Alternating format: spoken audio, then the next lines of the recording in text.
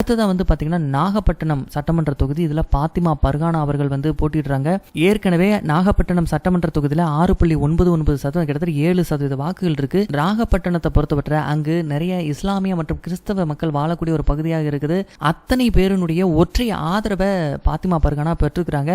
மாற்று அரசியல் கட்சியினர் கூட தமிழ் முழக்கம் சாகுல் ஹமீதுனுடைய புதல்வி அப்படிங்கிறதுக்காகவே அவர்கள் மீது பெரிதும் மதிப்பு வச்சிருக்கிறாங்க. மக்கள் ஆதரவு பெரிய அளவுல இருக்குது. அடுத்ததா 11வது இடத்துல கோபிச்செட்டிப்பாளையம் சட்டமன்ற தொகுதியில் போட்டியிடக்கூடிய சீதாலட்சுமி இருக்கிறாங்க. 2016 இருந்து நாம் தமிழர் கட்சியினுடைய வேட்பாளராக பல்வேறு தேர்தல்களில் அண்ணன் சீமானால் களமிறக்கப்பட்டிருக்கக்கூடிய ஒரு வேட்பாளர். அண்ணன் சீமானுடைய நம்பிக்கைக்குரிய ஒரு தங்கை அப்படின்னு சொல்லலாம். பல இடைத்தேர்தல்களில் போட்டிட்டு இருக்கிறாரு. சமீபத்தில் ஈரோடு கிழக்குல கூட போட்டிட்டு அதிகமான வாக்குகளை வாங்கி குவித்திருக்கிறார். அவர் கோபிச்செட்டிப்பாளையம் சட்டமன்ற தொகுதியில் போட்டியிடுறது அவருக்கு மிகப்பெரிய ஒரு ஆதரவு வளையத்தை ஏற்படுத்தியிருக்கிறது. கோபிச்செட்டிப்பாளையத்தின் நாம் தமிழர் கட்சியின் முகமாகவே சீதாலட்சுமி அந்த பகுதியில் இருக்கிறார். மக்களுக்கு நன்கு அறிந்த முகமாக இருக்கிறார். அந்த பகுதியில் மக்களுடைய அன்பை பெற்றிருக்கிறார். நிச்சயமாக அவர் கோபிச்செட்டிப்பாளையம் தொகுதியை கைப்பற்றுவார் அப்படிங்கிற எதிர்பார்ப்பு இருக்குது.